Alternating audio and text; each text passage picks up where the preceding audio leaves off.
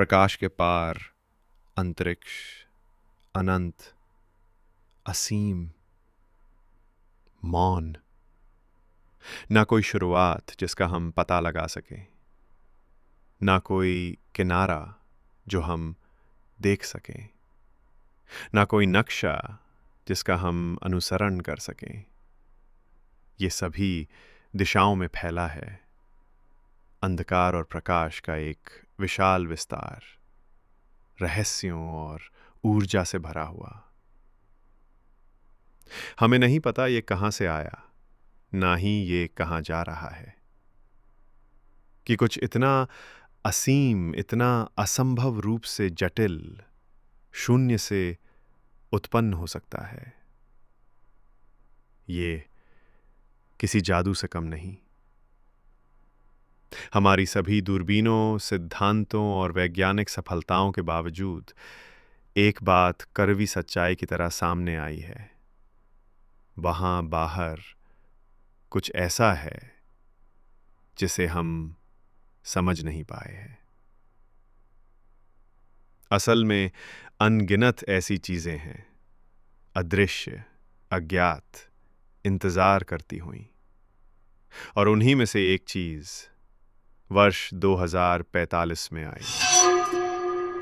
पृथ्वी हमेशा की तरह घूम रही थी। लोग अपनी जिंदगी जी रहे थे, काम कर रहे थे, लड़ रहे थे, हंस रहे थे, सपने देख रहे थे। सब कुछ सामान्य लग रहा था, जब तक कि ऐसा नहीं रहा। सटीक रूप से 3:44 UTC पर नासा ने एक विशाल गुरुत्वाकर्षण तरंग दर्ज की, जैसी पहले कभी नहीं देखी गई थी। ये झटका सिर्फ शक्तिशाली नहीं था, इतना स्वच्छ, सटीक और जानबूझकर था, मानो इसका कोई दिशा निर्देश हो।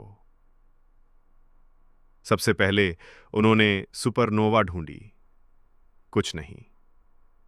फिर न्यूट्रॉन स्टार के टकराव देखे, कुछ नहीं। ब्लैक होल का विलय, फिर भी कुछ नहीं। उस तरंग का कोई दृश्य स्रोत नहीं था, कोई प्रकाश नहीं, कोई प्रतिध्वनि नहीं, कोई स्पष्टीकरण नहीं। ये हर उस नियम को चुनौती दे रहा था जिसे हम जानते थे। ये केवल कोई और ब्रह्मांडीय विसंगति नहीं थी। ये कुछ ऐसा था जहां हमारी विज्ञान अब तक नहीं पहुंच पाई थी। ये असली था और ये आ रहा था। नासा ने 2 संभावनाएं बताईं। या तो वो वस्तु अदृश्य थी, किसी अज्ञात गुण के कारण, या वो प्रकाश की गति से भी तेज थी। दोनों ही विकल्प भयावह। यदि वह अदृश्य थी तो हम उसे ट्रैक नहीं कर सकते। यदि वह प्रकाश से तेज थी तो हम उसके आने का अंदाज़ा भी नहीं लगा सकते। गणनाएं की गईं, अगर वह तरंग एक जाग थी तो वह पृथ्वी से टकरा सकती थी 2 मिनट में या 2 घंटे में, शायद 2 दिन में। लेकिन एक बात निश्चित थी, ज़्यादा समय नहीं बचा था। एक वैश्विक आपातकालीन सम्मेलन बुलाया गया। अमेरिका, चीन, रूस, भारत, यूरोपीय संघ, इजराइल, सभी महाशक्तियों ने मिलकर एकजुटता दिखाई। नासा, इसरो, स्पेसएक्स और चीन की CNSA ने मिलकर प्रोजेक्ट आर्क शुरू किया। 10 रॉकेट रिकॉर्ड समय में बनाए गए, अत्याधुनिक प्रणोदन और जीवन समर्थन प्रणालियों से लैस। गंतव्य मंगल। कुल क्षमता 200 लोग। चयन सूची निर्मम थी। दुनिया के सबसे शक्तिशाली देशों के राष्ट्रपति और प्रधानमंत्री, शीर्ष 10 सबसे अमीर लोग जिन्होंने मिशन को वित्त पोषित किया, हर आवश्यक क्षेत्र के प्रमुख वैज्ञानिक, इंजीनियर, डॉक्टर, जीव विज्ञानी, AI विशेषज्ञ, रसायनज्ञ और किसान।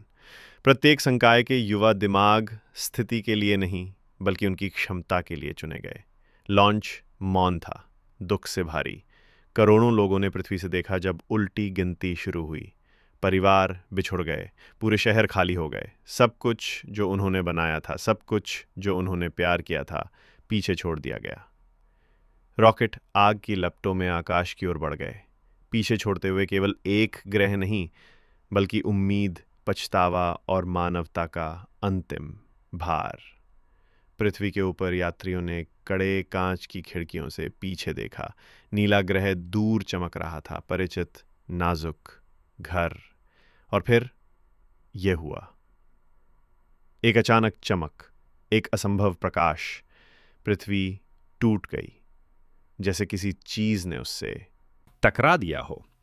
अंदर से कोई विस्फोट नहीं, बल्कि बाहर से एक टक्कर। सतह में लहरें आईं, फिर वो टूट गई। आग, अंधकार, मौन। कुछ ही क्षणों में अरबों लोग खत्म हो गए। कैबिन में आंसुओं का सैलाब। कोई शब्द नहीं, कोई चीख नहीं, केवल अपराध बोध। वे बच गए थे, लेकिन किस कीमत पर? दिन बीते। रॉकेट मंगल की ओर शून्य में बढ़ रहा था। भीतर हर बचे हुए व्यक्ति को एक ही सवाल परेशान कर रहा था। वो क्या था? क्या ये प्राकृतिक था? क्या प्रकृति इतनी गति, सटीकता और विनाशकारी शक्ति उत्पन्न कर सकती है, या ये कृत्रिम था? किसी ने बनाया, किसी ने निशाना साधा। यदि ये प्रकाश तेज था, तो इसने सब कुछ बदल दिया। आइंस्टाइन का सापेक्षता का सिद्धांत, गति के नियम, वास्तविकता का ताना बाना। लेकिन यही अब सच था। प्रकाश ब्रह्मांड में सबसे तेज चीज नहीं थी। ये केवल सबसे तेज था जिसे हम देख सकते थे। और अब किसी अदृश्य चीज ने हमें दिखा दिया कि ब्रह्मांड कितना ज्यादा विचित्र, जटिल और दुर्गम है, जितना हमने कभी सोचा भी नहीं था।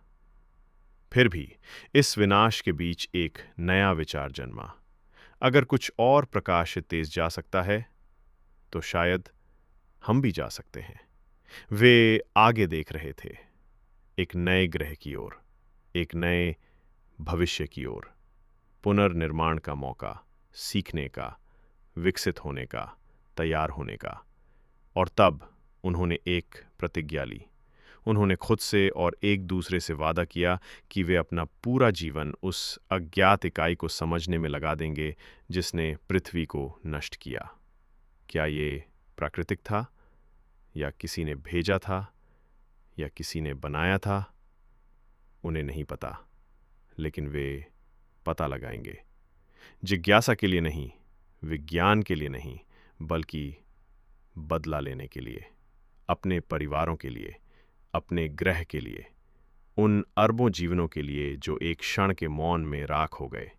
अब से उनका उद्देश्य एक था, एक ऐसी सभ्यता विकसित करना जो इतनी उन्नत, इतनी दृढ़, इतनी अडिग हो कि एक दिन वे प्रकाश की गति को पार कर जाएं, अदृश्य का पीछा करने के लिए, अज्ञात का सामना करने के लिए। ये अंत नहीं था, ये शुरुआत थी। एक नई प्रजाति की, एक नए मिशन की, एक नई दौड़ की। सिर्फ जीवित रहने के लिए नहीं, बल्कि प्रकाश को भी पीछे छोड़ देने के लिए।